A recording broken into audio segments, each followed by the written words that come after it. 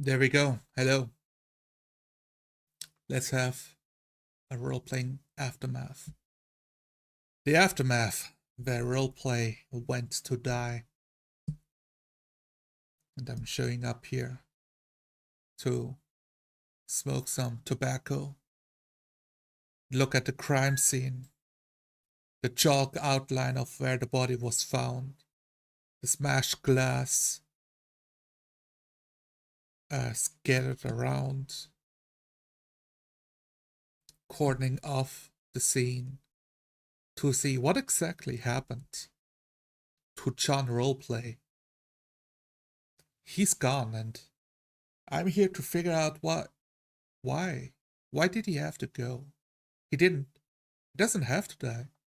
Like, roleplay can live in role playing games. It's okay for him to exist. He doesn't have to go from this world, too soon. And of course, it's a bit, it's supposed to be a bit of fun for me, for you, but also something to learn. And I came with very much the intention of a hot head and being very, very.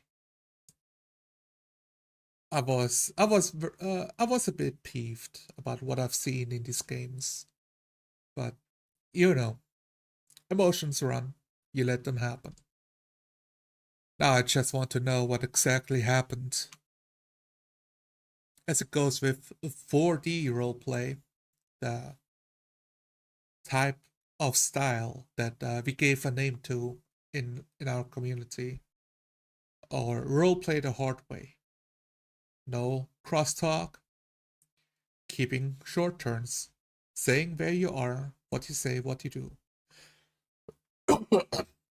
And very much having the actions and mechanics of the game being more in the background. The more we can reduce talking about them, the better, because the focus is the roleplay. Now, some players, the focus is not roleplay, and and that is okay. If it's allowed, it's not a game breaker.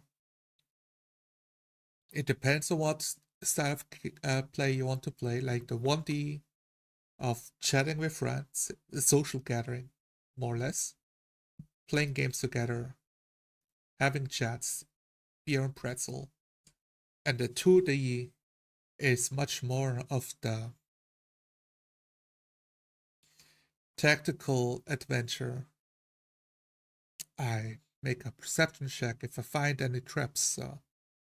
You're looking down at the battle map of where you want to position your miniature so that your burning hands can catch the 4 kobold enemies without hitting your Asimar cleric, that is embroiled in melee combat.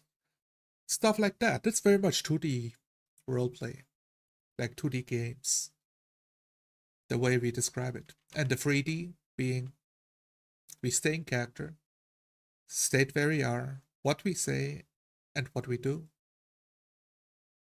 And it's much more about the mindscaping, about painting a picture, staying in character, staying immersed, and respecting that immersion. I will bite my tongue when a player makes a mistake, and I know the rules that he made a mistake. But it's not about playing correctly, it's about staying immersed. And if that is the choice you have to do between do I play correctly or do I stay immersed, I will say absolutely it is the correct choice to stay immersed.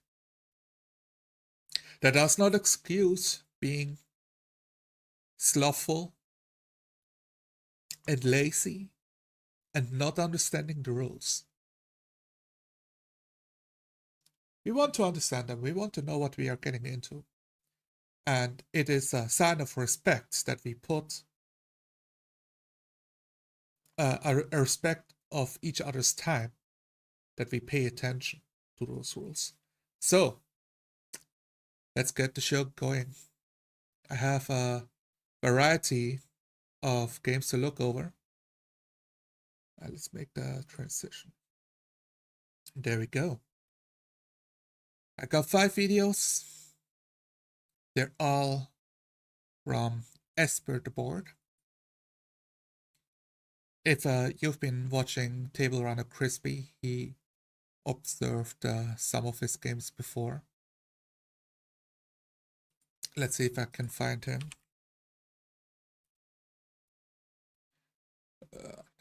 There we go. Now, where is he? Over here. Crispy had a chat observing one of the games being run. And you can check this one out if you're interested. Almost 1,000 viewers. Nice. The comment sections are funny. They are hilarious. But they are, nonetheless, the video is true. Very much giving unsolicited advice. That's a whole sticking point. And in that way, it's very similar to the Aftermath show about reviewing roleplay footage.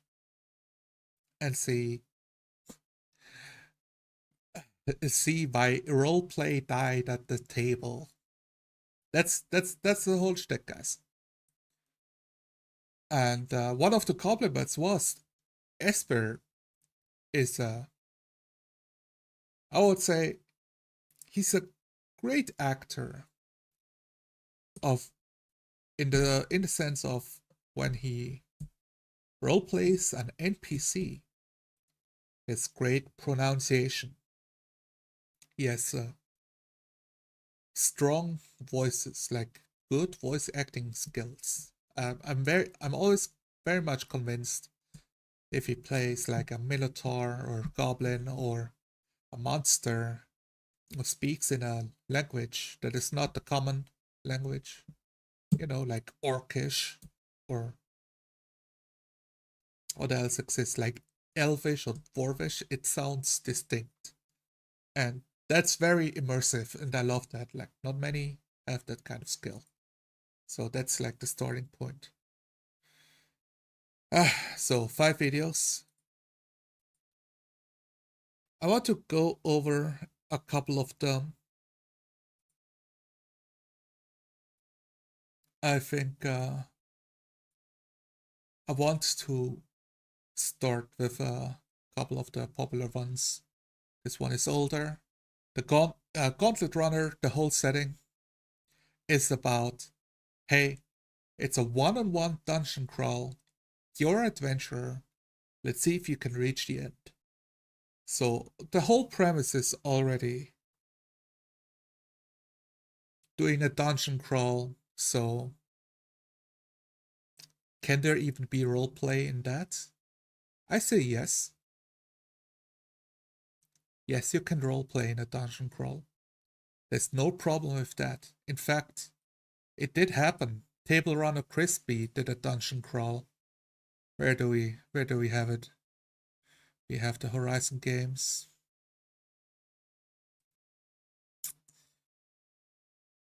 Is it this one? There we go. The dungeon crawl they played. They did a whole dungeon crawl without looking once at the map. The whole way through. Only at the very end, when they talk about the game, they bring up the map real quick to show what it looked like.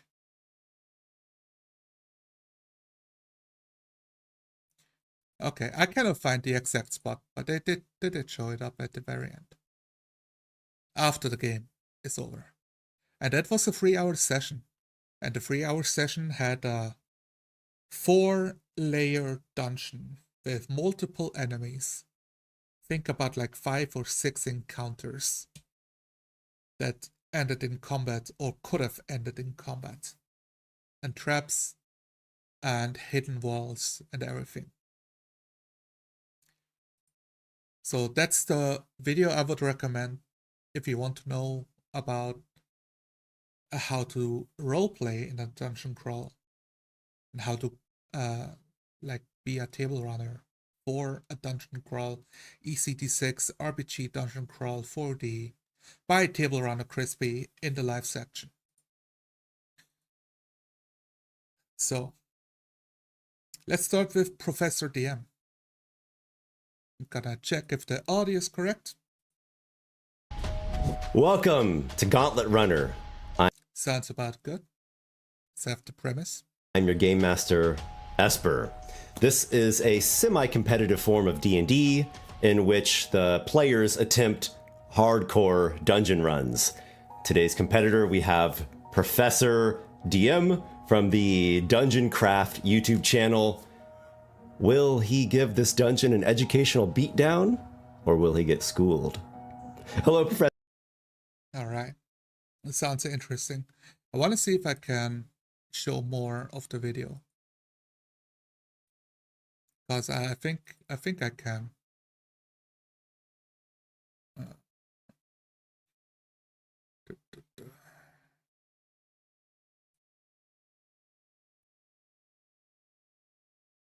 I might have to do some trickery. Because I don't need to have my face just on left side.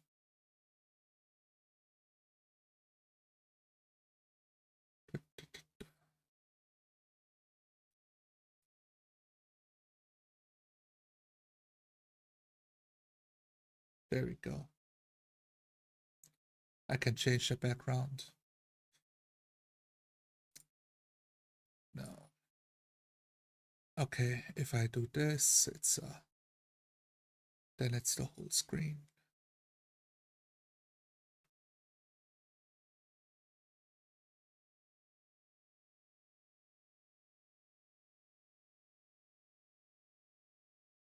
You know what? This is actually gonna take me some time to set up, so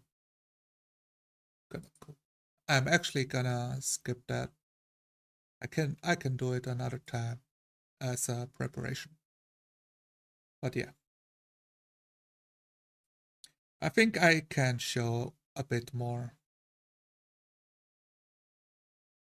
Probably.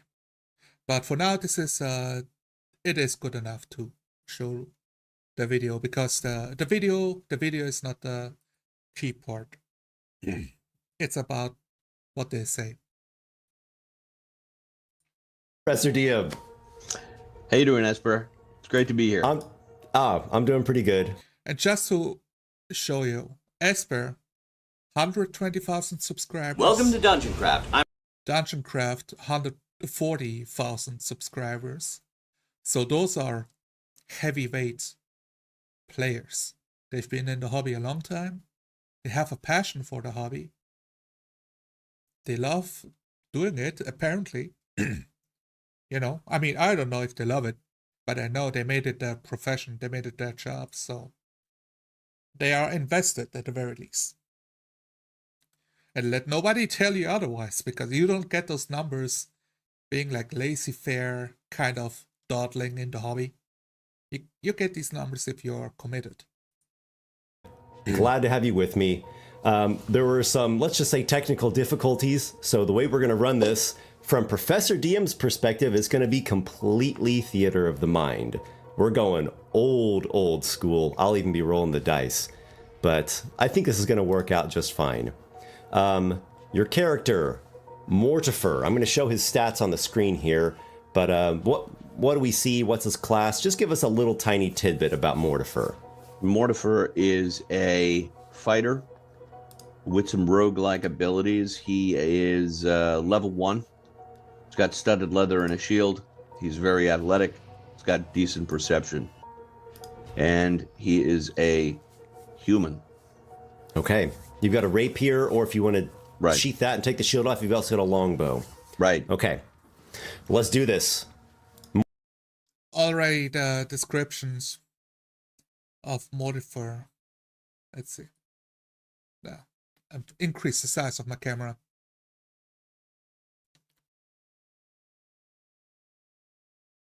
That was a character sheet. Nothing about that said about what character he played. Human fighter, criminal. That's who he is. That's, for me, that's already a red flag. But it's not like a bad thing. Many tables have this, hey, let's just go around the table so everybody knows your name, your race, and your class, and maybe you add something about the character. Like how he looks, or quirk. Like, my character doesn't drink milk. Or he always laughs really loudly at tragic event because he doesn't know how to show emotion. Something. But we skipped that part. Yeah. Mortifer, you're in a room. You're in a room. You're placing the character. Now, this is fine because we are here setting the table. At the start of the session, you can set the players where they are because you have to start somewhere, right, to get the game going. So you place them at the beginning. You are at the stairs. So it's fine. No problem here. Stonework architecture, and there's a stairway that's descending. With you are 2 armored guards and a cloaked man. These are the people who led you to this room to begin with. And the man in the cloak, he gestures to those stairs. Gauntlet Runner, down there is your trial. Your challenge is to make it all the way through the gauntlet. You have 3 hours in which to do so. Take heed that sanctuaries are marked with the symbol of Morpheus the Dreamer. In the sanctuaries, there are no monsters. There was a cut in between, so he's trimming some of the fats to make it more interesting for the viewers. And you can already hear, I love his voice. The voice acting is crisp, it's clean, it's real good. So I have big respect for that. Good work, Esper. There are no traps. As long as nothing follows you in, a sanctuary is a secure place. And now, your time has come to descend. Do I need a torch? You're setting the table, it's, narrating. Is like exposition mode. It's what you would call it. If you want your players to roleplay, you want to keep those scenes short. Or allow the players to react, it's a back and forth like a table tennis. You smash the ball over and they push it back to you. But it's like part of setting the table. I would say it's up to taste. How long do you want the expository scene last at the start? If you want to roleplay, the shorter is better. Get your players in as early as possible, because the start of the game sets the tone for the rest of the game. And very often, game masters think more exposition is better, because you need to explain all of the intricate details to the players. But most of the time, you just bore the players to death. So, as expositions go, it's pretty short, it's pretty sweet, it's in character, it's like actually a person telling him about the details of the dungeon that they're going through. I think he gave it a name. Yeah, there we go. Dungeon 1, Rat's Fray. It's in the universe, and I like that a lot. Now, what's missing is like, why? Why are they doing that? Because so far, it's a cool little, scene at the start, but there was no lore. There's no reason to go in there for the player character. So the game master, he just skipped that part. It just do it because the challenge awaits you. It just do it because you're a gauntlet runner. That's I just would not do that at my table. That's for me. It's already silly. That part. Tell me why. And if you tell me you come up with the reason why, then fine. I can come up with a reason. I need the money. I'm a criminal. This is just like I'm a gladiator sent here to die for the entertainment of others. I'm a curious sort. I'm an adventurous adventurer. I do it for reputation. There are reasons. Some are better, some are unhinged. But if you can come up with a couple of them, that's already helping with the immersion. So that's the very first problem I see. Okay, let's let Professor DM talk. And now, your time has come to descend. Do I need a torch, or is there some form of illumination?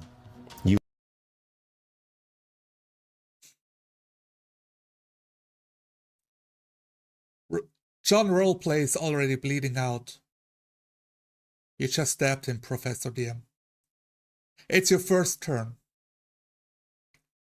And you're asking the Game Master if there's lights or not.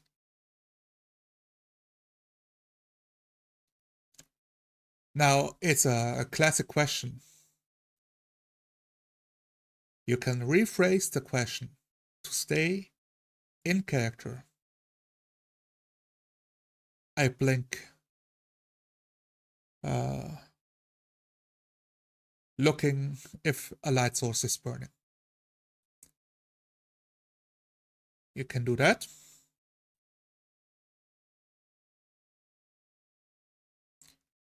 And the Game Master will pick up on it that you want to know if there's light. Now, it's like an extra step. But you ensure the verisimilitude of the world. And you are not breaking character, which is the core part. You look down the stairs, there does seem to be illumination. The Game Master telling him, you look down the stairs. It's on the brink. We are no longer in exposition mode. At the very start of the game, where we place our players, we just tell them facts about the world. It's a simple detail, everybody does it, but that's exactly why it's important to keep track of. You look down the stairs. Just don't move his eyes, just say, down the stairs. It's a torch illuminating your surroundings. You can say it like that, and with that you are not moving his eyes of where he's looking. It's a small detail, but it is crucial to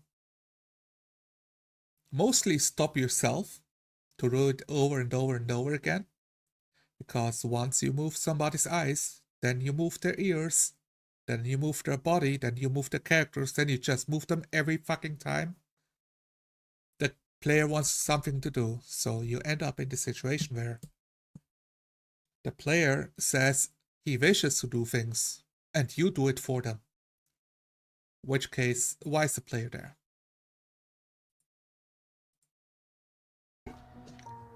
I walk down the stairs. I'm moving down cautiously, taking note of my surroundings above, on the ground, to either side of the wall, etc. Okay. He's walking down the stairs and he's looking around. classic. It's pretty short. He's adding all the extra details because it's described as a semi-competitive game, so he doesn't want to get screwed over by a trap he couldn't have possibly noticed. It's a classic trick, and if you've ever been in a dungeon crawl and got screwed over by a game master, you will create this habit. So Professor DM has been such a player. So Guaranteed. you come down these stairs. You're in It just told you he's walking down these stairs. You don't have to repeat it, Esper. a corridor about 5 feet wide, ceilings 10 feet high. Really not like well master crafted. Imagine this scene, right? Let's go back. So you come down these stairs. You're in Stop here. a corridor. Start here. I walk down the stairs, looking around at the walls, at the ceiling, at the floor, cautiously, step by step. And what you do as a game master, you cut out all of the shit at the start, and you say, the corridor is about 5 feet wide, the ceiling 10 foot tall. The masonry of rough-hewn stone built by man.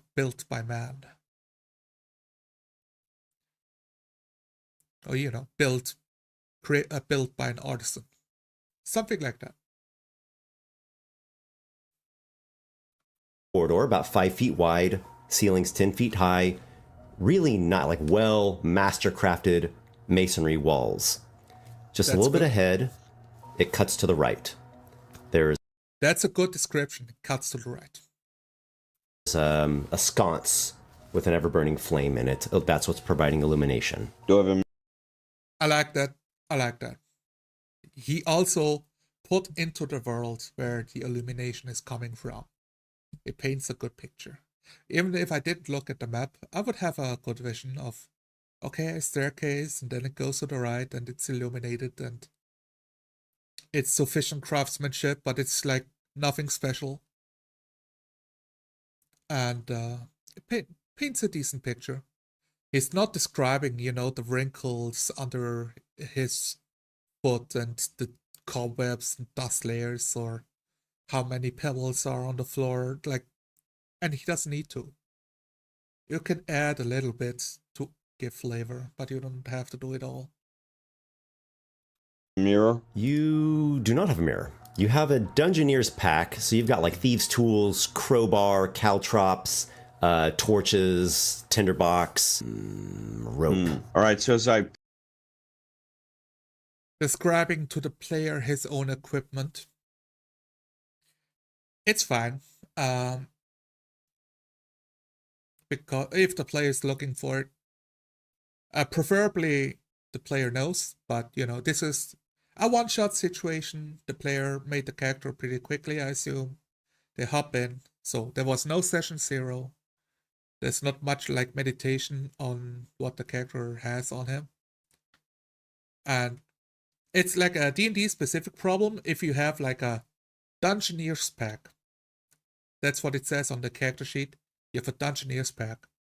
But it doesn't say the rope, the rations, the pythons, the mess kit. Those things are like separated, and it depends on the character sheet if you have those all listed or not, or if you just have Dungeoneer's pack written down.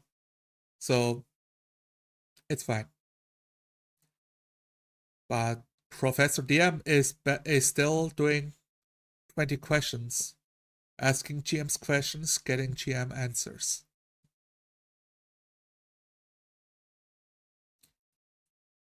approach that bend, I'm going to put my back up on the north wall. Mm-hmm. All right, and I will take one of those caltrops and just toss it around the corner. Okay. Bing, ding, ding, ding, ding. Describing what he does, where he is. That's pretty good.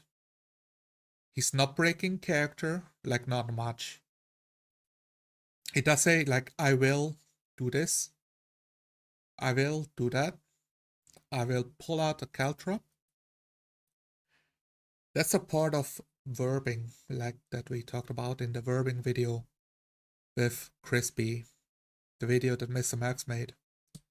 That you can skip those parts. It's like cleaning up your language to spend less time on superfluous details.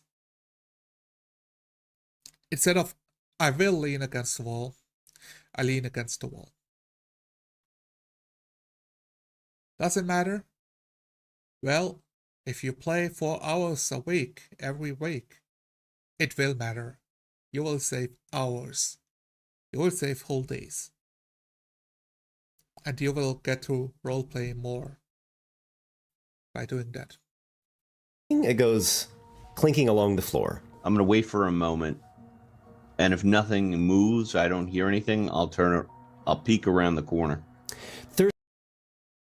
That's decent. You can say, I'll wait a moment to listen for a reaction. Bam, turned on. Give Esper a chance to react. But it depends on the game master. If it sounds like his experiences, game masters, they like are slow to react, or they talk way too much, and they keep talking and they keep talking, so you end up in the conflation situation of I wait for moments and then I will move on, right? Like he is queuing up step by step the next thing he's doing with his character, just in case the game master is taking too long to describe his shit. Just watch any D&D game. It happens in all of them. There's a slight sound of movement. It's not immediately close by, just a little, maybe a step or a shuffle or something. It's a little ways away though. And I'm gonna take out my longbow. I'm gonna notch an arrow and move along that. The corridor, I think, is going north, right? Indeed. Okay, you step out there, an iron gate slides down from behind you. Truly, you are sealed in here. You can see. All right. I'm a bit distracted over here. Stuff is happening. Okay. Down the corridor, it will open up here in just about 15 feet to a larger area, changing from masonry walls to natural walls. It looks like there's some kind of cave up ahead, rough, irregular, natural stone. Giant mushrooms are growing up, kind of filling the one half, like your right hand half of this cave. And then the left hand side does not have the mushrooms. Big things, like man-sized mushrooms. So as I enter to the north... A pretty decent description. The battle map helps with showing what is where. But I think you can still do the same descriptions without a battle map. But, it looks nice. It's the style of play they chose. So, that's one of the features of Dungeons and Dragons, playing with battle maps. So I don't chide them for using a feature of the game. And the map looks nice. It looks cool. That should be the area that is mushroom free, and that is the side I will stick to. Okay, so you've entered into the cave, and you're keeping yourself close to the one side and being quiet and wary. That shuffling noise, you hear it again. It sounds like someone's moving around. The game master did the thing again, where he repeats to the player his movement and what he's doing back after he described what he's doing. Esper, I understand you're a game master who's been playing for a long time. Cut that out. As soon as you cut that out, you save a whole hour on your videos and all of your games. An hour, I promise you. Now time less wasted playing D&D. Around just kind of a bit of erratic steps. So I'm going to move over there slowly. Again, I have my longbow out, and I'm going to peek You around. hear a squeak, like a almost like a rat type squeak, and then a grunt. Around the corner from me. Yeah, yep, around the jut of the cave wall. Well, I'll... Hearing the noise, a clarifying question of the direction. It's fine. He is asking the game master, but it's I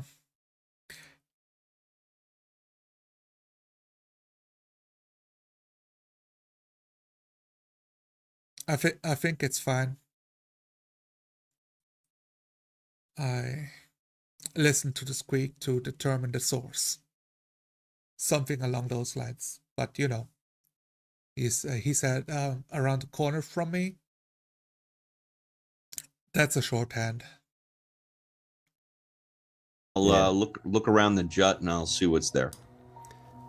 There's a man, or at least what once was a man. His skin is gray and green, hair is ratty. And ratty's a great description because he's actually crawling with rats. There's rats like gnawing on him. This looks like a zombie. He's wearing just kind of threadbare, nondescript tunic. He pulls a rat that's like gnawing at his cheek. There's another way out of this cave. Yeah. Great descriptions. Painting the picture perfectly. Setting the mood, setting the scene. Even giving the zombie a bit of a character by actually pulling the rats off, like he's bothered by it. Could also be a zombie that like doesn't care much as his cheek is getting gnawed on by a rat. So adds great flavor.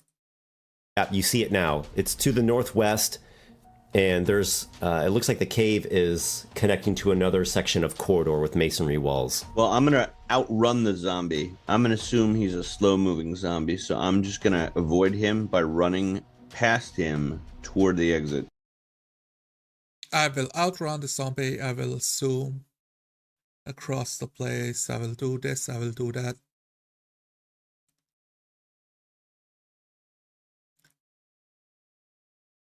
Just say what you do, not what you are going to do. Players only do this if they got fucked over by Game Master before. And ever since then, when they say what they do, and the Game Master says, gotcha, you did not see this coming, get punished, then they will say, I try to do this. I will do this. I'm going to do this. Fishing for more information from the GM. It's a horrible habit. And horrible GMs push that habit onto new players. Okay, let's see how sneaky you are. That might be helpful. So I'm going to do the rolls here. He did not want to sneak. Let's go back. He did not ask for stealth. Let's go back here. What did he do? What did Professor DM says? What's his intent? Well, I'm going to outrun the zombie. I'm going to assume he's a slow-moving zombie, so I'm just going to avoid him by running past him. Speed. His description is of speed. Him toward the exit. Okay, let's... No stealth, Esper. No. Now, this is a bad habit from you. It's a bad habit, like for any game master. What you think you're doing is giving the player like an olive branch. Let's roll stealth. Because in your head, you're like, if he just runs past, the zombie chases him. So you want to offer him a choice of what is more beneficial to his survival. But it's not what the player said. The player chose speed, right? So let him just move his character. Also, the player said he's going to do it. He didn't do it. So I would not react to this. I would, at my table, look at him and describe what the zombie does. And then it's his turn again. The zombie scratching his sides, walking aimlessly, turning to the corner of the cave westward. So, now his back is towards you, slightly. And then the player realizes, oh, yeah, that's right, I did not move. I just said I'm going to. I did not actually do it. This is how you cue your players. They are supposed to be proactive, not reactive. The player should act what their character should do. Not tell you how they wish or want or will do in the future, eventually, potentially. Let's see how sneaky you are. That might be helpful. So I'm going to do the rolls here. Yeah, he's offering a help. He's doing the rolls. Oh my, you have a natural one. Okay, so Professor DM is playing and he cannot roll in the game. What? Now, okay, if it's just a technical problem of the whole setup, and the player did not figure out how to roll the dice in the program. Okay. Like for one shot, first time collaborating, yeah, sure. It's fine. I would feel like you're already telling them what they do. You're telling them what they should do.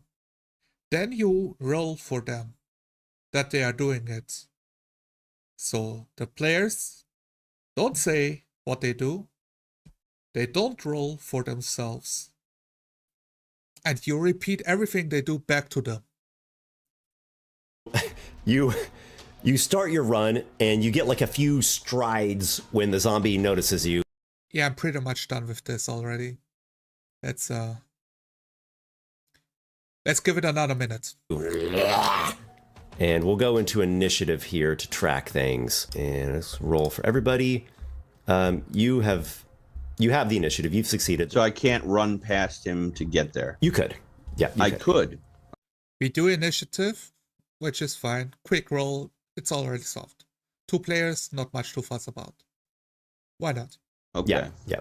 He's like 15 feet away, and you could stay out of his reach to get into that corridor. That's what I'm going to do. I'm going to run past him and just outrun him into the corridor. Okay. So you've moved your speed. That's 30 feet. Now he actually got to do what he wanted to do in the first place. Except we spent like the 2 minutes to make him stealth first, which he didn't ask for, but then did because the GM offered it. And the corridor is going north for a bit, and then it angles to the northeast, like a diagonal shape. Yeah, I'll keep moving quickly and just hopefully the zombie loses interest. Okay, so you dash. You've actually gotten through the entirety of this new section of corridor. There's a door that you come to. It's a stone door, looks pretty heavy, has like a grip on it, looks like it could be pulled open. So that was your turn. The zombie is quite agitated.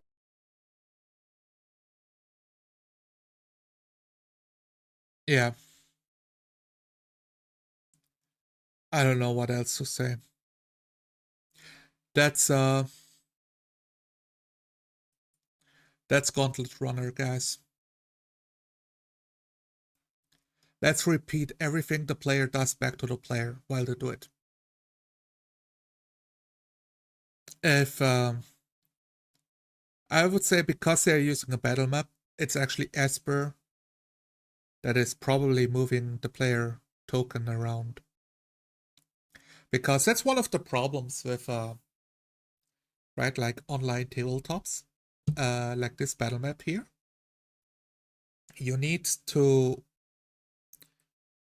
you want the players to move all of their characters by themselves, but then you have to make sure that the players don't move too much, or do not break turn order. Don't accidentally stumble into something they were not supposed to. So you can have these games where you move the player characters for the players by yourself and describe what they just said they are going to do for them, like back at the player, which is a horrible habit. The Professor DM describes what he does and what he wants to do, and it's his turn, so he can move the token all the way up there, and maybe he doesn't know that, oh, is this a door? What is it? Yeah, that can be a problem. Sorry guys, it's very late over here, almost early morning. So I would recommend if the players move the token. But you don't have to move a token if there's no battle map. You just act.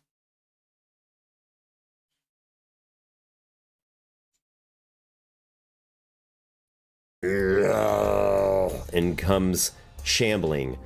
With a dash, it is able to get almost within arm's reach of you. So it's coming down the corridor with outstretched hands that look like they want to rip you. A zombie dashing is also a funny thing. Why does a zombie run? It's a zombie.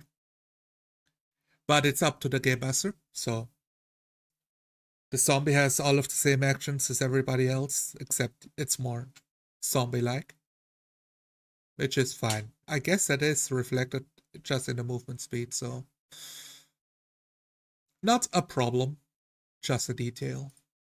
To pieces. Okay, I'm going to switch from my longbow to my rapier, and I'm going to stab the zombie. You stab out with your rapier and connect with the zombie. The strike makes the zombie stagger a bit. Yeah, I think you can get a picture here. Where is the roleplay? I'm going to switch from my crossbow to my rapier, and I stab him. That's Professor DM. 140,000 subscribers, 120,000 subscribers. They don't roleplay. They failed. I'm just gonna give them an F and the notes to meet me in class. Horrendous.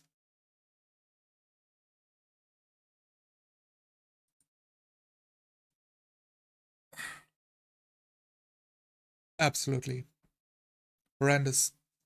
So let's have some roleplay instead. I'm gonna check.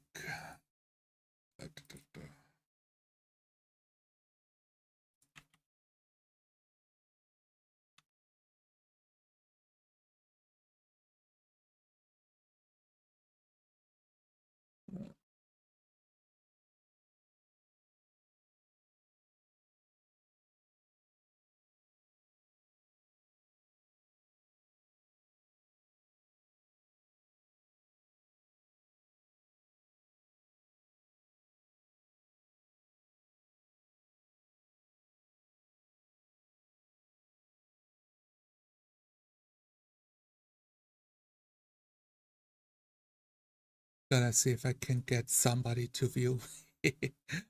Still nobody in live stream, but that's fine. All right. That's Professor DM. First 8 minutes in a roleplay. Runner.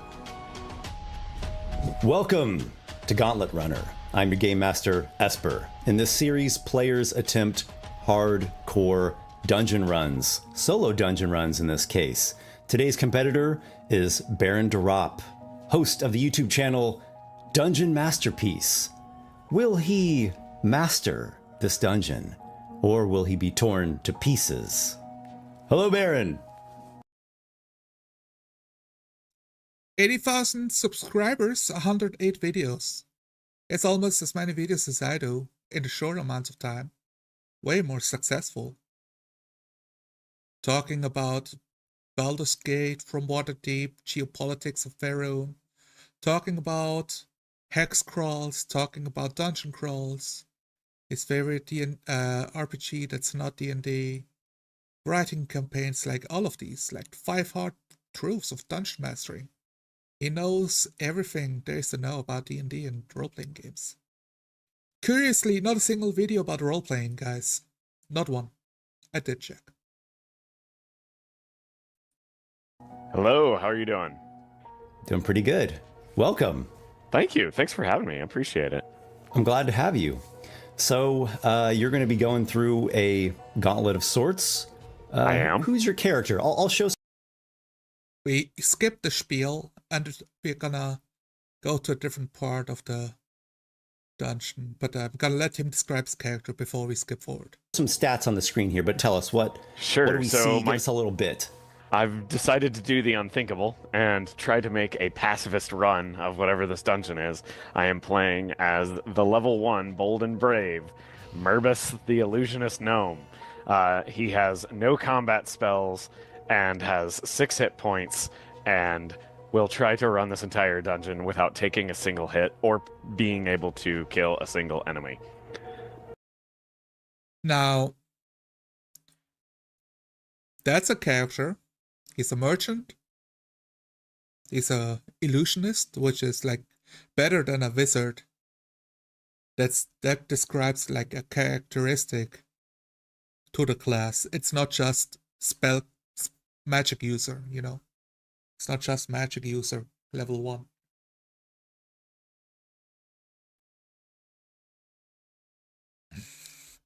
You know, going for pacifist run, it's fine. Like, it's describing his intent with the character. At the start of the game, when you describe like what your goals are, that seems reasonable to me. It's up to the table conventions, is if that's a thing you guys do or not, or don't do, so to say. I'm very happy to hear that. That is actually music to my ears. Everyone's been playing like orcs and stuff, and so I've been hoping someone. Yeah, actually, the game also lacks. It almost sounds like we have some roleplay here. Maybe John Roleplay gets to live this session. One would try this approach that's more tricksy and sneaky and whatnot. All right. Okay, that's not. He's not happy for roleplay. He's happy it's a different type of battle. More of a battle of wits instead of a battle of battle. Well, if you're ready, we'll get right into it. Let's do it. All right. So let's skip ahead. He goes down the sideways. There's a rust monster. Don't need to spoil. I want to get to the part where there's like some roleplay.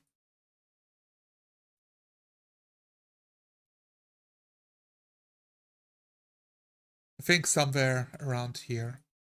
Room on the other side. Nothing that you're really noticing. Why don't you just take a nice nap? Think about it. The door speaks, has a mouth, and they're speaking to each other. Good and long. Yeah. Okay. I asked the face if it has an ability to unlock the door. I could unlock myself if I wanted to, but I don't. Your big dumb ears, your big dumb nose, your big dumb hat. You ain't getting through. I ask it what would it need of me to be able to open the door? Surely the door has something that it wants. I need nothing from. Now, Baron Drop is not. It's like one step removed from roleplaying. Let me listen to this again, just to make sure. I ask it what it would. Yeah, I ask it. That's. You're still like referring to yourself in third person of what you're doing. when you could just do it in character? What would it need of me to be able to open the door? Surely. You don't need to put on an accent, although, you know, you can. It's enjoyable. What would it need? What would you need to open yourself for me? Surely there's something I can offer you. It's the same thing, but you're like one step closer to being immersed in the game. The door has something that it wants. I need nothing from you. I'm just a door. What could I? Yes, Esper is role-playing. He's not saying. The door is replying that he doesn't need anything from you. It's just a door. Esper is role-playing. Baron is like role-playing adjacent. I want. What side are the hinges on? Your side would be a pull open door. I do. Asking questions to the GM instead of asking in character. I'm looking for the hinges. On which side they are. Have some oil and some parchment. I tell the door that if he doesn't open it up, I'm going to set the door on fire. I'm telling the door. I tell the door, do it. Baron Rob, there is no confusion of who you're talking to. State where you are, what you do, and what you say. It doesn't mean I tell the door, it means open up or I'll set you on fire. No, you're not. You wouldn't do that. Okay, well, you know, you don't have to believe me. You can just watch me do it. So I. There we go. Perfect.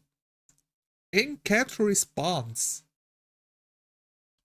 The Go orcish into my face, spites you, and is just absolutely uncooperative.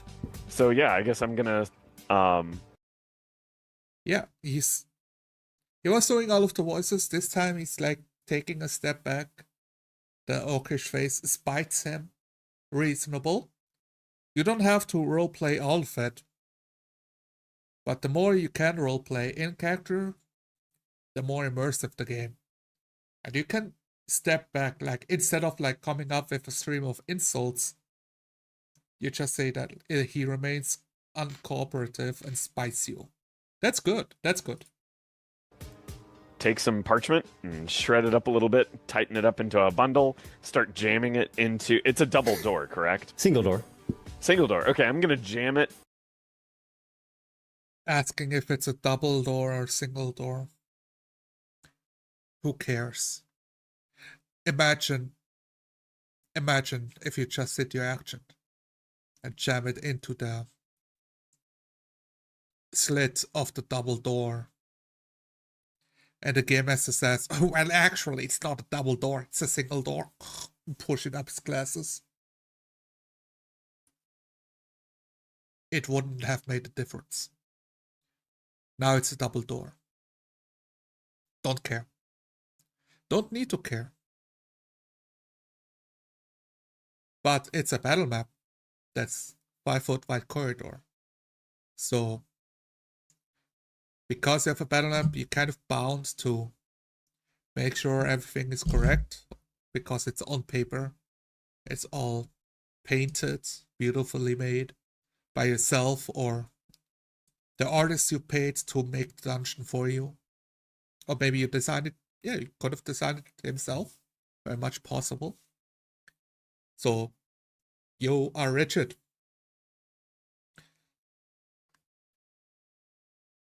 Did we need that? No. John Roleplay just got stabbed again. You know, it's not a deep wound. Only 5 inches knife wound inside. And he's looking down at the dagger and like, why? Why, Baron de Rob? Why did you have to ask for the double door? It wasn't important for the roleplay. It wasn't even important for how you're going to act. You still wanted to set it on fire. underneath the, rip out pages out of my book and stuff it up underneath the door. Get some oil soaked onto it, and then prestidigitate, and bam. That's good. I like that. I like everything about that. All right. Between a mix of parchment and oil and cantrip, you get the door blazing and melt brass, do enough damage to it that you get the thing busted open. And the orc face is just wailing the whole time. Ah, damn you to hell! And he curses you this way and that, and you eventually get this door damaged enough that you've opened it. What have you done to my door? There's a person on the other side fretting. He's about your height, actually, about your size, is wearing a black leathern raven's mask. Also has some obnoxious pointy ears from behind the mask. He's wearing a cloak, but you can tell under the cloak he's got some light armor and a few weapons. My beautiful door! Oh, he cursed at me. I'm so sorry. I had to destroy it because he was cursing at me, and he was so foul and profane. But I would be more than happy to help you reassemble the door. Reassemble? So you're forfeiting? In character, immersive, short, back and forth role play. John Roleplay is happy. Forfeiting what? It's gonna take at least 3 days to get the parts in for that. I mean, sure, but... We'll be working at that day and night. That was a work of art, a beautiful thing. It was gorgeous. I'll need to get an artisan in here. It was very naughty. Tell you what. Help me complete the rest of this dungeon, and I'll be sure... Look, I've already I will acquired do some no such thing. gemstones. I'm not helping you one lick. Go. He points eastward. Okay, fine. Charm person. Here we go.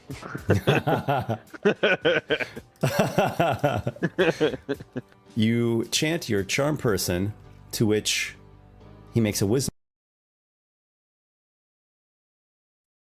I cast Charm Person.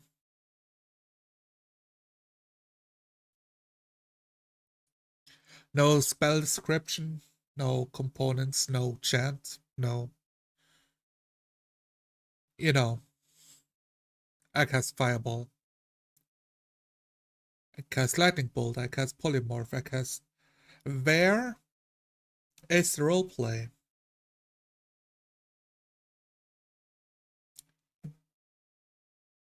That's the D&D shortcut. Whenever you're bored of roleplay, I swap out my crossbow with the rapier and stab the zombie. I cast Charm Person. You guys get the point. I don't think I have to linger on this. Some saving. Also, like all of the giggling, it's fine. They chose this style of play where we giggle at the premise of mind manipulating another sentient humanoid. A bit fucked up, but yeah. Saving throw, is that right? I believe that's correct, yeah. I'm loving this. Oh, no. You try. Groaning, laughing. Well, it's the style, but it's not immersive, and it's not in character, and that's what we are focusing on. Try that again. You're dead meat. And his hand goes under his cloak as though resting on the pommel of some weapon. His other hand points eastward. Go. Let's see. So I've still got the smoldering door in front of me. My beautiful self. The orc Let's face is see. rather despondent. Let's see. What do Just threatened. He threatened you. He told you to go. And burned her up. You're giggling over there like a child. Hee hee hee. Hee hee. Isn't this funny? This little adventure? Isn't it funny that he's capable of stabbing me to death with one good hit? Isn't it funny? What can I do? Let me just slowly look over my whole character sheet for all the little options I have available to me. What do I do? What do I do? What do I do? Okay, He's looking. let's blackmail the goblin. Yeah. I'm going to mage hand Blackmail. up the orc face that has been burned off of the door and say, look, either you help me or I will take this and throw it into the spike trap and you'll never be able to repair your door again. Is that what you want? I'm just...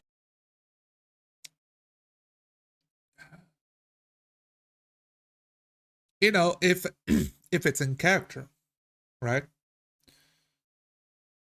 So we cut out all of the stuff where we giggle at the face of danger. If it's all in character, this whole scene would be improved. And we would have roleplay. Threatening the goblin, it's a choice. It's in character. It's a sleazy merchant. Chaotic good. So I think it fits. just looking for a little information and a little help, and I promise I will use these turquoise that I've found to help you rebuild your door. I'll even get you the finest teak and mahogany. It will be even more gorgeous than before. Not that it was not gorgeous. It will be a tough feat to find fine hardwoods to repair this door. I assure you that. But I will come back in 3 days' time with all the appropriate materials and cover all the expenses myself. You have my apologies for destroying your door. The raven masked goblin. You know, going from blackmail to an apology, it's yeah, the player just changed his mind like halfway through. It happens. I think actually I've done it a few times, especially in role playing when my character's in trouble. So it happens. You just go with the flow. Figure out what the player intends, because at the start it's like I'm going do a roll, and I would think it's like an intimidation. Or they could roll a deception. But I don't think he's bluffing. I don't think like the bluff is the important part. Or he can roll persuasion.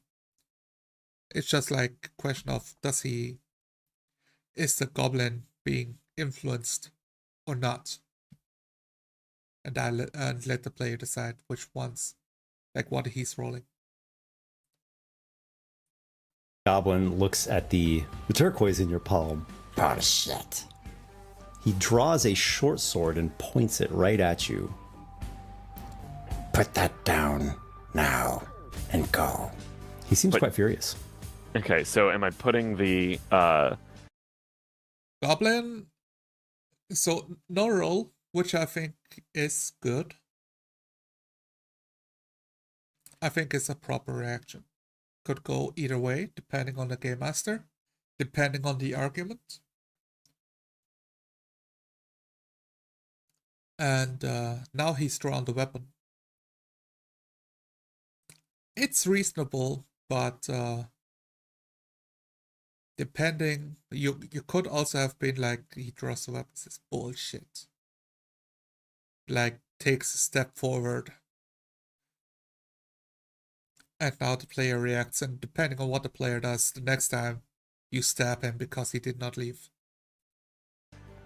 So it's like escalating, right? You're escalating. You make the small move, you telegraph a little bit, so the player can react. He's not like suddenly getting stabbed, and it's like, oh my god, I didn't even see this coming, now I'm dead. You telegraph a little bit, so the players have a couple rounds turns, like a chance to react before you stab them to kill the character. I've The got brass- the brass I've got the orc. brass thing, right? Yeah, yeah. Am I gonna fling it into the spears? Like he recognizes that that's gonna happen. Why are you asking the game master? Who are you negotiating with? He's negotiating with the game master to influence what he should do with his goblin. Now, he wants to move the goblin's character just like the game master would do all of the time from what we've seen so far. Right? Like I'm just clear that if I put that down, it's going into the spear traps. He takes Okay. a step. Doesn't matter. I am He Raven, takes the step. keeper of rats Frey. I am not to be trifled with.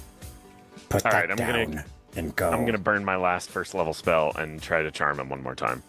Ooh, I will give him advantage now because Oh, he's yeah, in that's sort of right. a hostile mode. Yeah.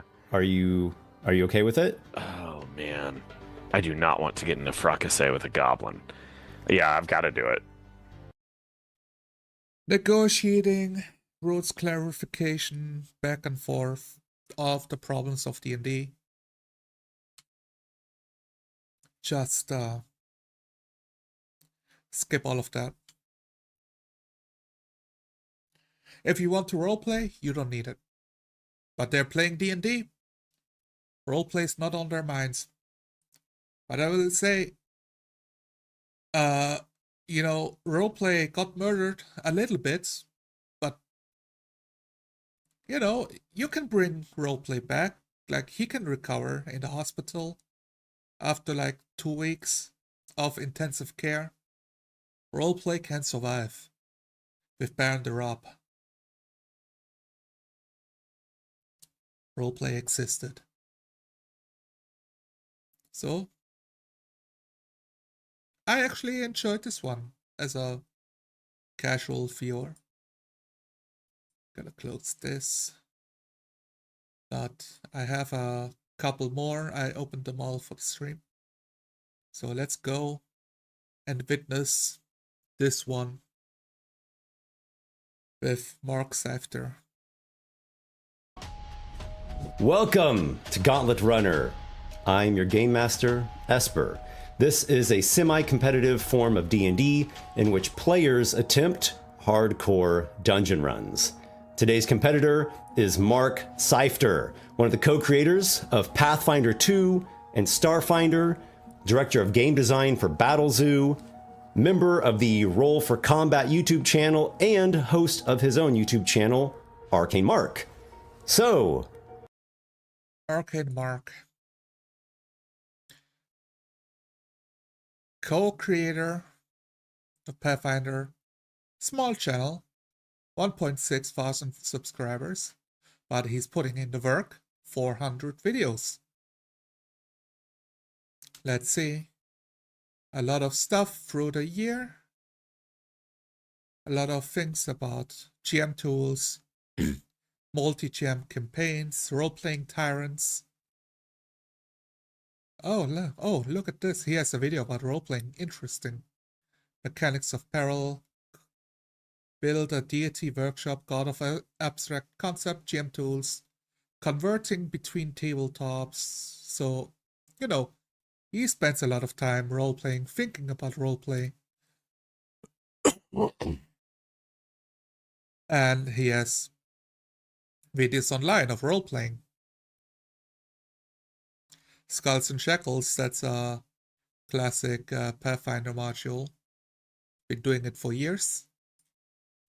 And he works in the industry, literally works on Pathfinder 2e. Don't let feet stop you from improvising, failing forward. All those kinds of videos. Drastic measures when all else fails, build a turtle god. So, I hope he knows how to roleplay. Let's see. will he hit the mark in this dungeon, or will he only find the path to doom? Welcome, Mark. Thanks for having me on here. I think with my dialogue, I'm likely to find the path to doom, but hopefully we'll find it in a way that's fun and flavorful and different from all the other doomed adventurers who died horribly. That's great. Fun and flavorful. Interesting. That's the goal here. He wants to make his mark. In this dungeon.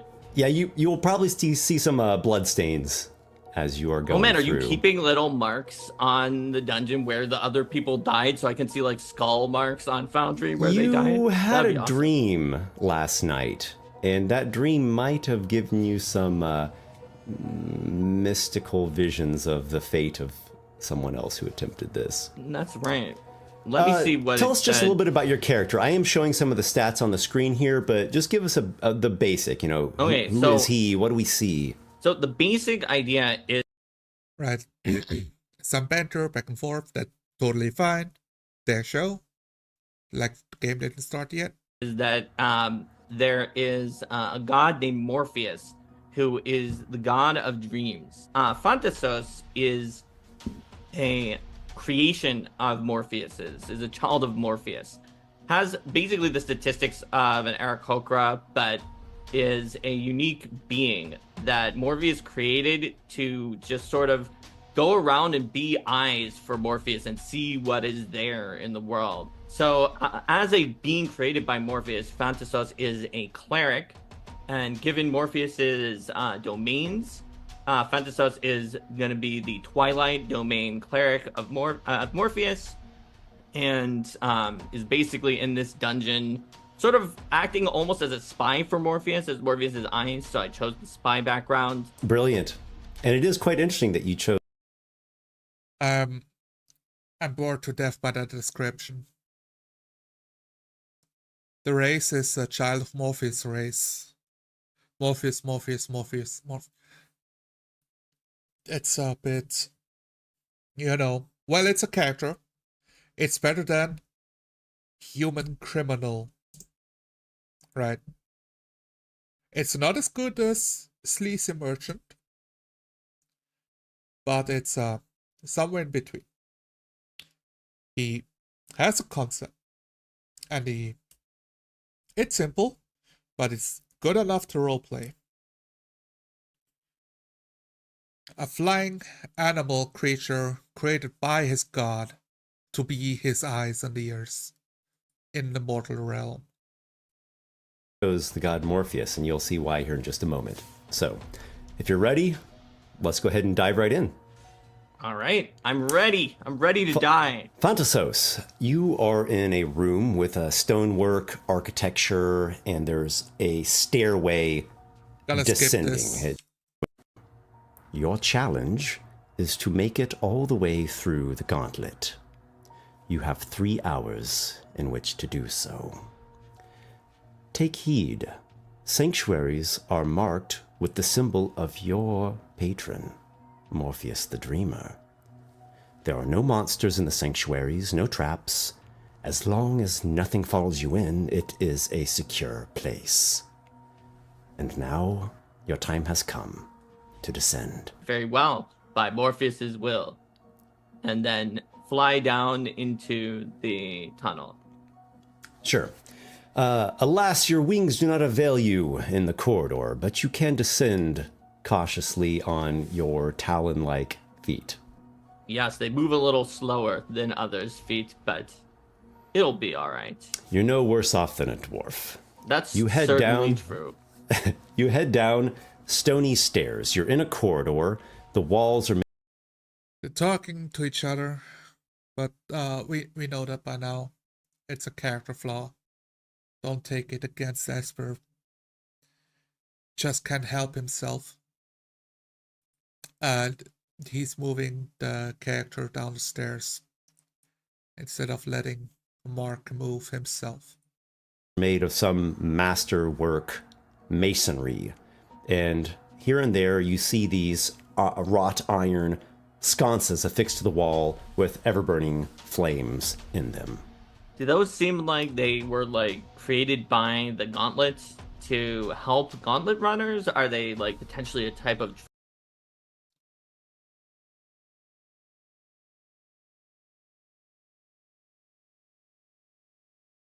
I'm disappointed, Mark. Who are you asking? The Game Master is not in the gauntlet with you. He doesn't exist. Treasure that I can loot. So I think They that don't strike you as treasure. They strike you as simply as a means of illumination. I'll continue onward for now. Is it treasure? Fantasus is a little cautious. He knows that Morpheus wanted him to come here, so he doesn't want to betray his god. But Stop giving me a monologue about what your character does or doesn't do or is or isn't. Stay in character, stay immersed. Describe the three fundamentals. Anchor your character. Where are you? What do you do? And what do you say? If anything. He's alone in a dungeon, so there's not much to say. I don't mind a monologue in a way of, like, especially a 1v1 session. There's only one game master, one player.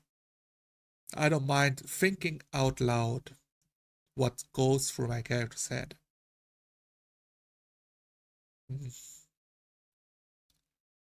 Like, that's concerning. Let's push through this. And, then you describe what are you doing? Walking down the steps, looking if my wings can unfurl in this tiny corridor and flight to be possible or not. Something like that. by just like dying immediately in the hallway. Yeah, I'll let you know if I change it, but my standard operating procedure is stealth. They did a cut in there too, in between. They're cutting out the fat. And it cuts from him talking to himself about what he wants to do to him talking to himself what he wants to do. And caution first. Okay. I am an observer, so if I just rush through and I don't see something interesting, even if I die when I go back to Morpheus in the Sanctum of Tranquility, I want to be able to report something interesting to him. So it'd be better to have died but have seen everything than to have made it through and seen nothing. From that, I will go to the corner and kind of peek around the corner where I would still have cover from anything that was right there. And seeing as how nothing has I'll been nudge shown. your token a little bit. Yeah, there we go. Interesting. You So peer it looks around like the there's some corner.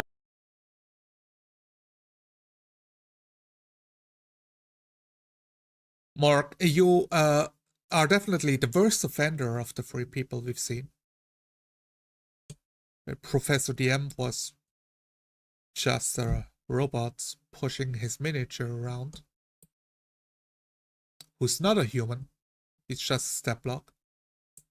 Baron the Rab roleplayed in between. Observing from above onto the battlefield, knowing his character can and will die. Casting Charm Person, failing, then threatening the goblin, and then casting it again even though the goblin told him to move in no uncertain terms. Like not taking the game serious at all. Just giggling to himself like a schoolchild. And here we have Mark, who never even heard about the concept of roleplay.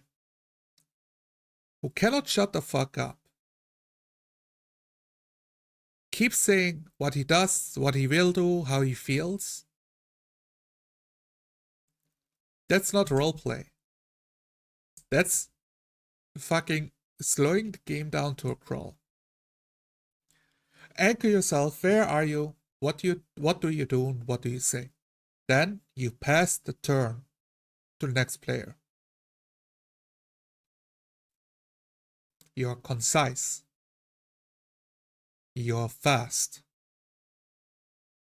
You play with finesse, I guess is the word to say. So I hope it improves from here.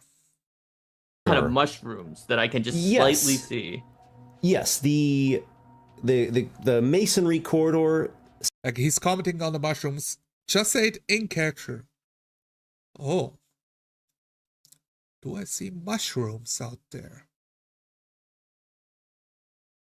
Soon is going to be opening up into what appears to be a cave with rough, irregular, natural cave-like walls, and there are some large, giant, you might even say, mushrooms, like man-sized mushrooms.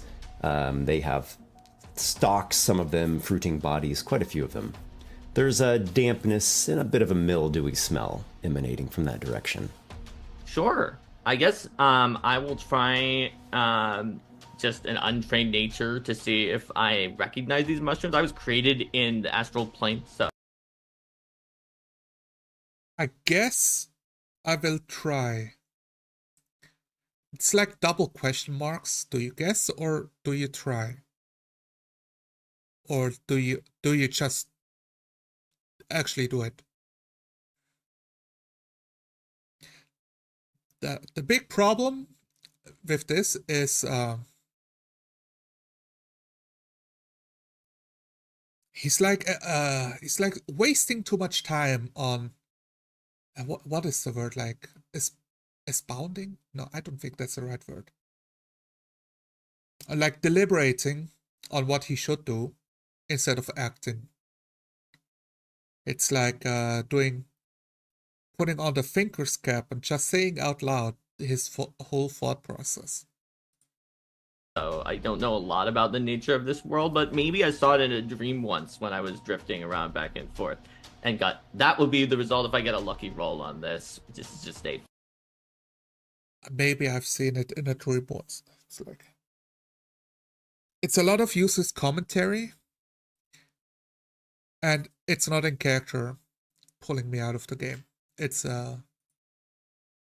he is trying to justify why he does the role in the first place, which is like a little bit a droplet of roleplay in there. Like it's not a roleplay, it's a roleplay idea. Flat D20.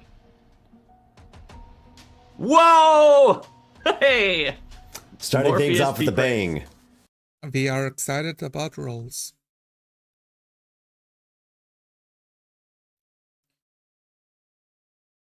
Well,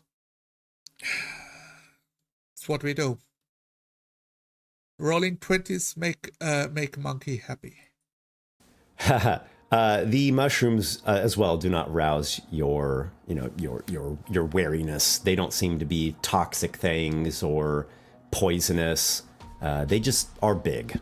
They might even be edible, some of them. In fact, with that good of a roll, you know that some of them are edible. I also spot what looks like a wider area, and this claustrophobia is getting to me, so I will go to the edge, continue to sneak and use the weight. When you step there, gate, an iron gate slides down from behind you. Uh-oh. Doesn't make a lot of noise, but it does seal you in. Only. Yeah, that's a part of like Mark Seifter isn't like what's the word? He is not respecting, not like action economy, like turn economy, of describing where he is, what he does, and what he says. Because Esper does have to cut in there like all the time. But it's also like he wouldn't know that doors would slide down. So, you know, it's like I don't fault him for that exactly. Let's go. I was fewer than 20 pounds, I would have a retreat. But that's okay, because if I die here, I get a one-way quick ticket back to Morpheus, so that's fine. It's probably faster than walking. So I will... It's monologuing. For 1v1, like one player, one GM, it's kind of okay just to like get a view into the mindset. So if you want to give like a view into the mindset, you have the you have like certain pros and cons. The pro is you have a view into the mindset. The con is it's not very immersive. You break the verisimilitude. I cannot read your mind. If you can, however, convey the same information in character through your actions, that is the desired outcome. Sometimes it's harder than others. All right. Yeah, we talked about this point twice now, so I'm gonna leave it at that. If it shows up again, the point stays the same. You guys can watch the episode and see what you like, or if you don't like it. Continue onward, and then once I get here, I take off. Sure, the ceiling is not high. It is a 10-foot ceiling, but you can stretch out your wings and lift up, a couple feet off the ground. That's better than nothing. All of those why don't you go ahead seem and make a good. perception check, because you've specified that you're being extra wary, so Sure. let's see if there's anything of note. Why don't you make a perception check? There we go.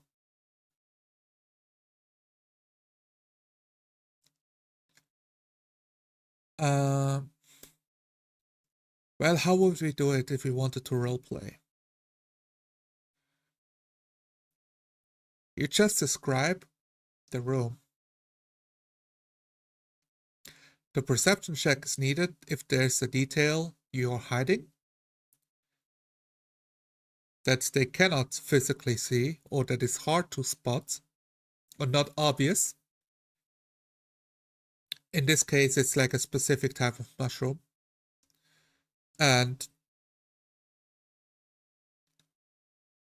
Or if like an enemy is hiding from you specifically, in which case you do not make a check.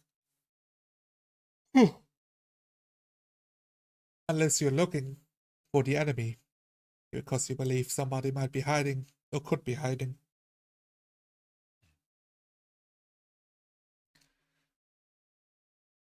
So D&D makes it problematic sometimes, because depending on what adventure you run, or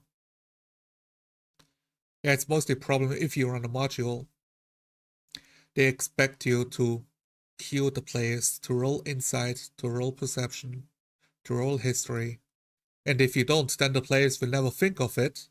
Then the players never get the clue they need to find the MacGuffin for the campaign, and your campaign is like just on a standstill, because the players were supposed to do something they did not know they could or should be doing. It's a classic problem.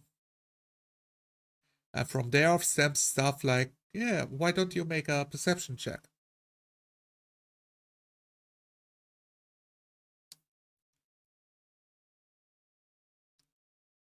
Why don't you let the player decide what a player wants to do with his character?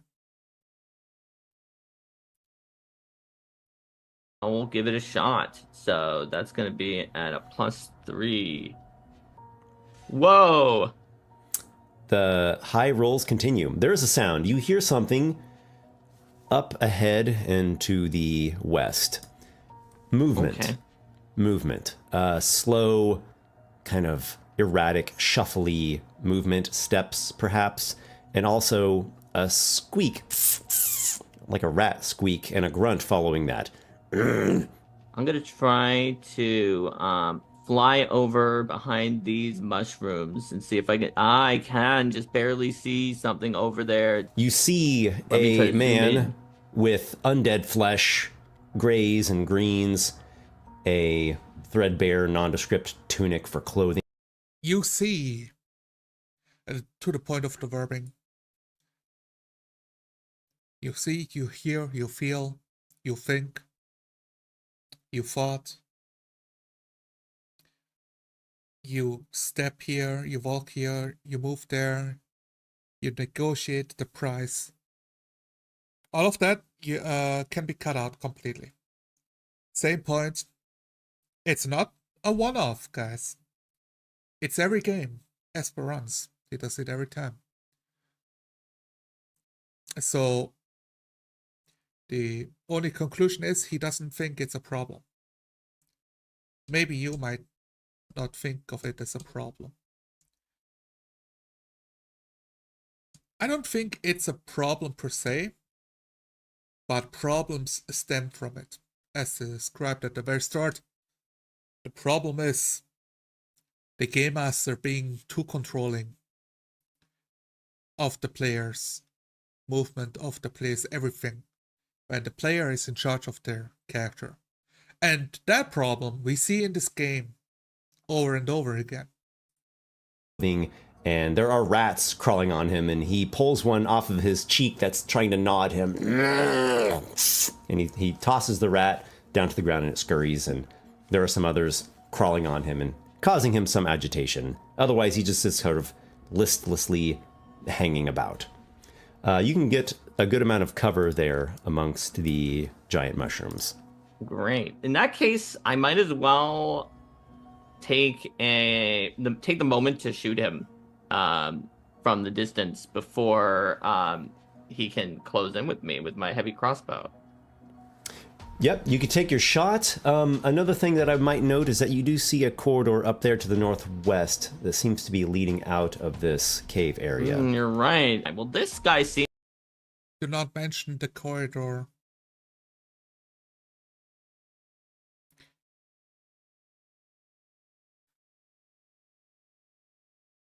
I would have not mentioned it. The benefit of the battle map is the player might have picked up on a potential corridor. I would have ignored, like, straight up ignored that detail and let the player have it as something that they realize. Seems actually really distracted. Like, he's even distracted by the rats. He flails at a rat, and it squeals at him and tries to nip at his ankles. I think I'm going to, instead of shooting, I think I'm going to live, try to take the safe road and sneak.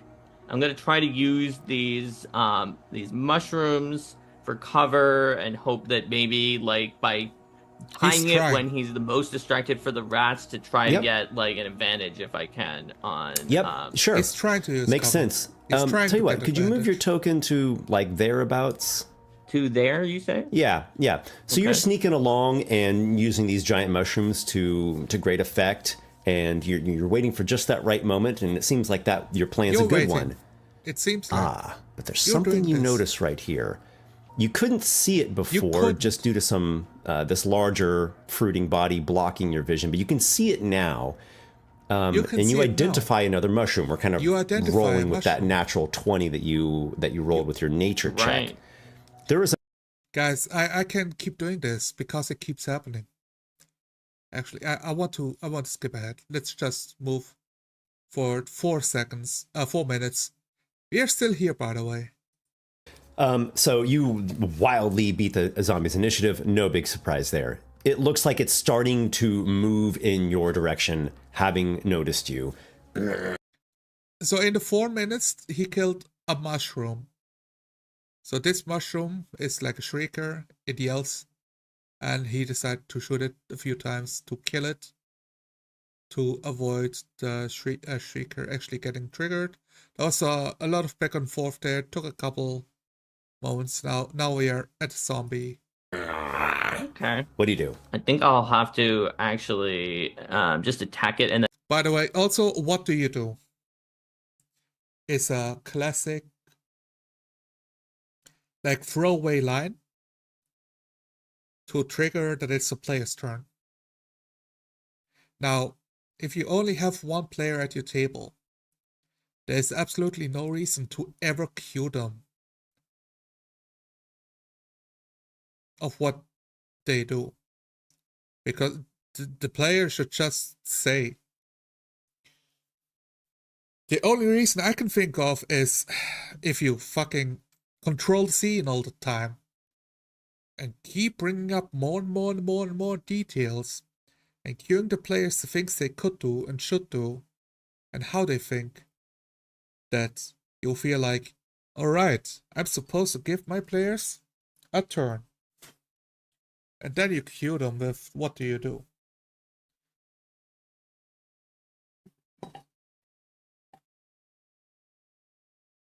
Which I find silly.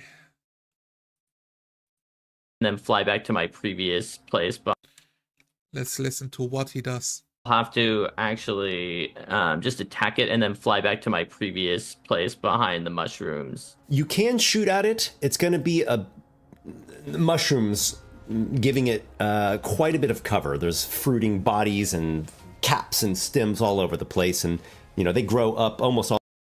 Okay, it's like giving a description, letting him know about the +2 AC. It's like, it's fine. Doesn't break immersion. I would have done that description like after the shot was taken. And in my head, I'm just modifying the armor class. Takes a shot, he hits. He describes the hit. I describe maybe the bolt flying past the mushrooms that offered cover. And the zombie tilting backward from the impact. All the way to the 10-foot ceiling. But you can take your shot if you want. Does that put me at disadvantage? No disadvantage. It'll have +5 to its AC. I can. Yeah, because of the comment, Mark was confused, like, how is this impacting his die roll? Well, in turn, Esper could do all of the same things, but not mention it, right? And just do the modification in his head. And the rolls decide, like, what happens. But that's part of, like, setting expectations. It's I think it's like a desire of fairness to let the players know of the +5 AC armor class. Can move before and In which case, like, I don't think that comes from a good place. I don't think that comes from a bad place. It's just a practice of which is not conducive to roleplay.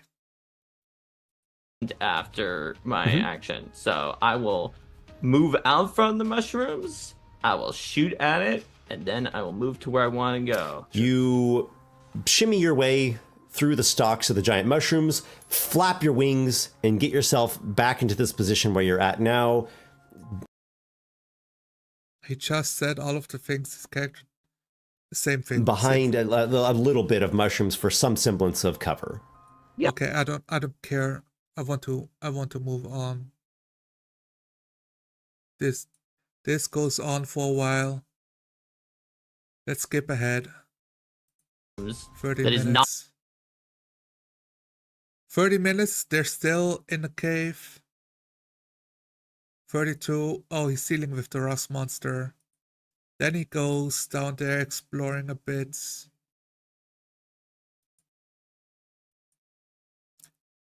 Okay, it takes 40 minutes to explore the room, the second room, before he actually moves on.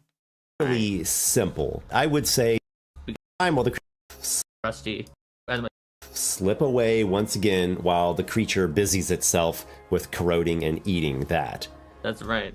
Are you thinking about going to that stone door again? It's the only choice. I have to do it. Okay. So you've got some time while the creature's busy with the crowbar. What do you do? Okay, I will take that time to look at the door and see if there's a way to not do it with strength, because I do not have strength. For an object Yeah. To not do it with strength. Well, okay. Describe what you do. He did ask, what do you do? I guess do that's fair. either I look for a way in. a perception or an I'd investigation love check. to roll perception. I'm good with that. Okay. Roll investigation or perception. It's fine. Look, this is fine. At my tables, when I used to play D&D, that's how I would do it. Perception or investigation. Choose one. If I roleplay like the 4D way, I try to trim the fat as much as possible to reduce to, okay, do a roll. And I don't want him to ask me what roll.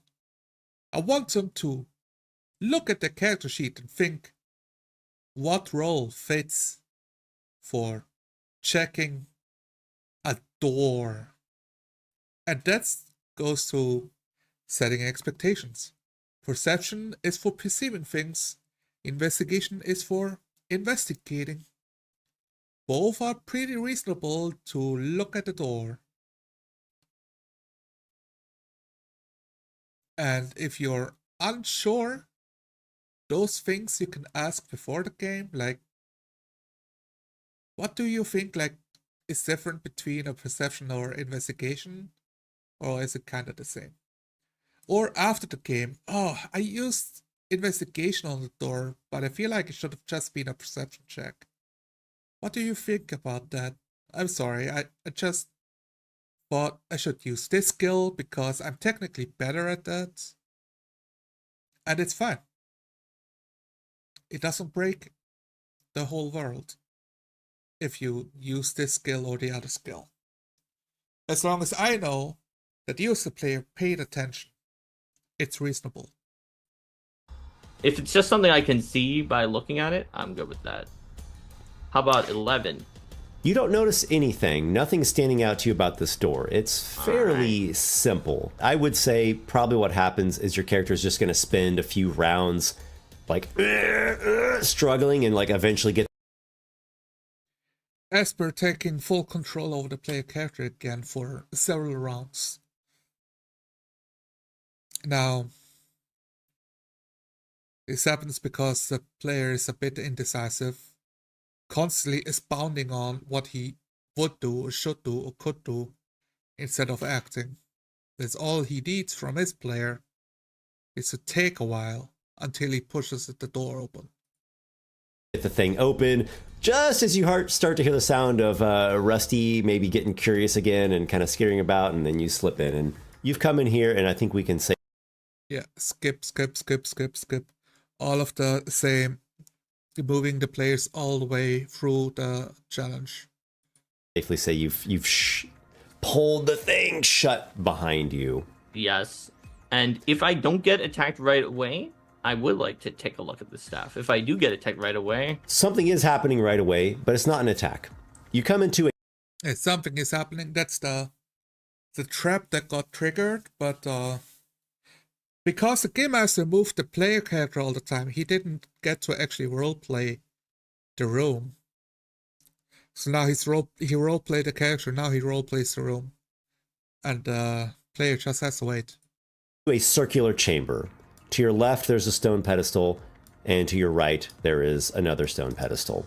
The one on the left has a grappling hook sitting on top of it. No rope, just a grappling hook. I love the grappling one on the hooks. right has a glass phial, a potion of some kind on it.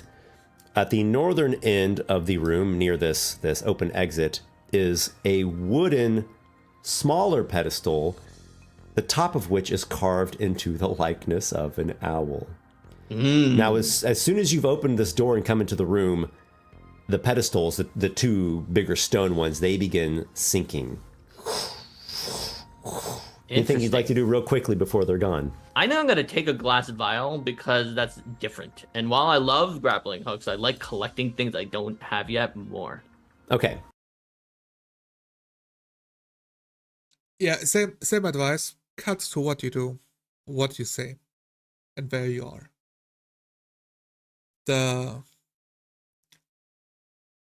There's too many explanations on why. Nobody's here to listen to you. It's telling why.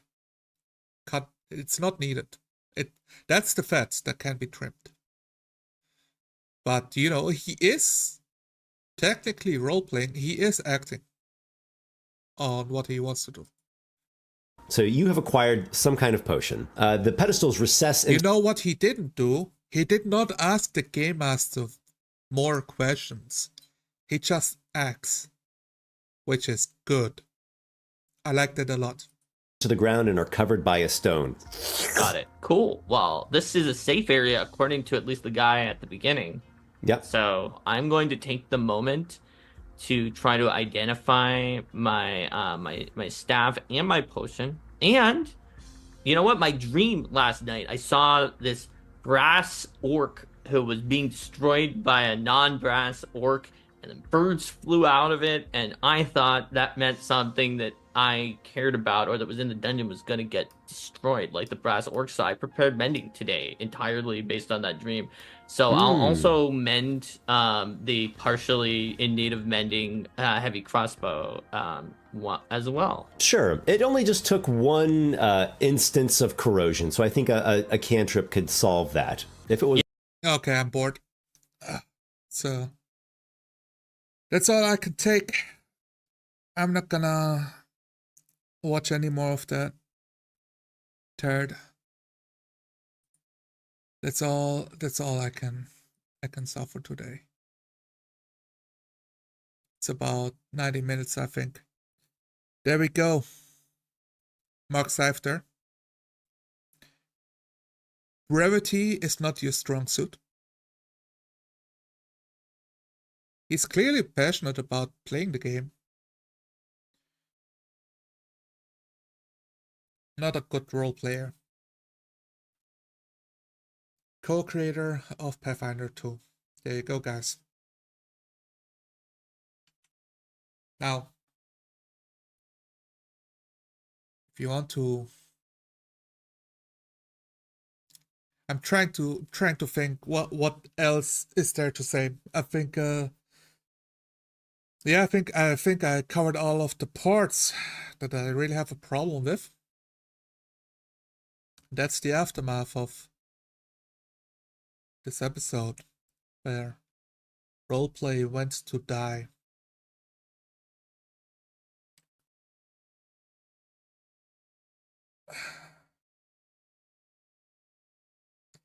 I do hope the advice does help some people.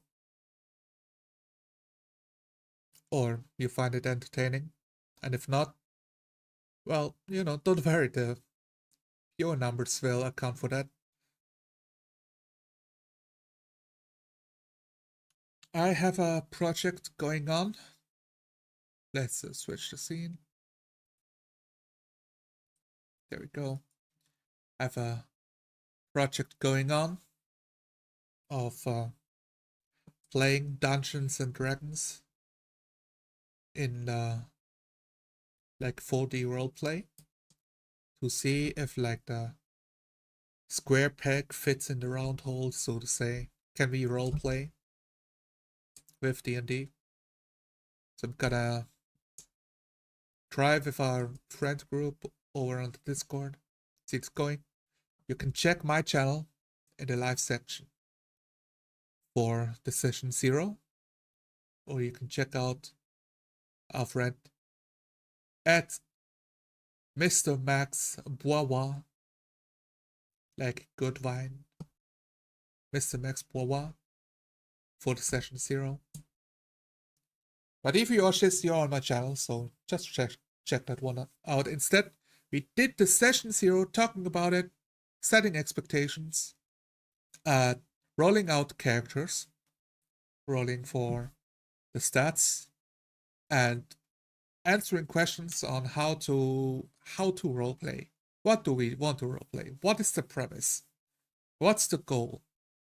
Going through that, we got a new player in the mix. That's exciting. I'm playing also with Nicholas, which I've done so many other sessions with. And Mr. Max, first time we get to play together. We've been on talk shows before. Specifically, I've been on his talk shows. And yeah, so I'm looking forward to that. I'm gonna be the game master of that. Pretty much have to go up against, like, how does my D&D session prevail against all of these D&D sessions online? And I'm not too worried about expansive world building or great combat encounters or any of those things. What I love about the hobby is the mindscapes you can create together with the players at the table, of describing the scenes, playing in them, and making them come alive. And I watch those sessions and I feel like Esper does a great job describing things and bringing NPCs come to life.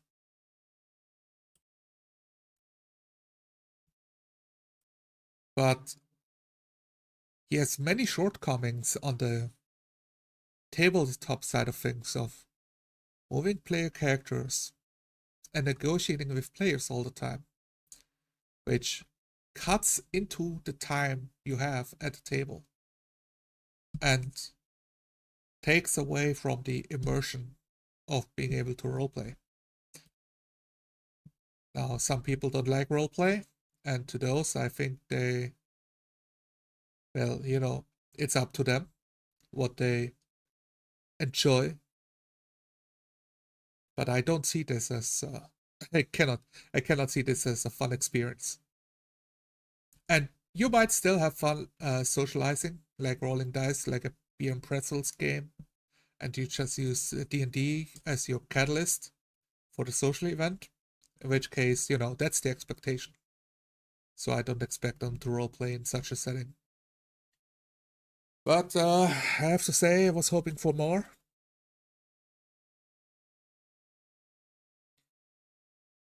If anyone has gone this far, I hope you learned something. And yeah, Esper the Board on YouTube. If that's the kind of thing you like to watch, go ahead. His channel is there. It's popular, like the comment section. It's very nice, full of nice people saying nice things.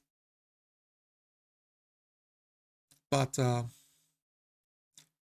did roleplay survive? No. We got his body in the morgue. And it's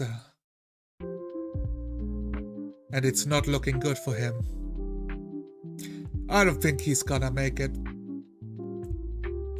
back to us.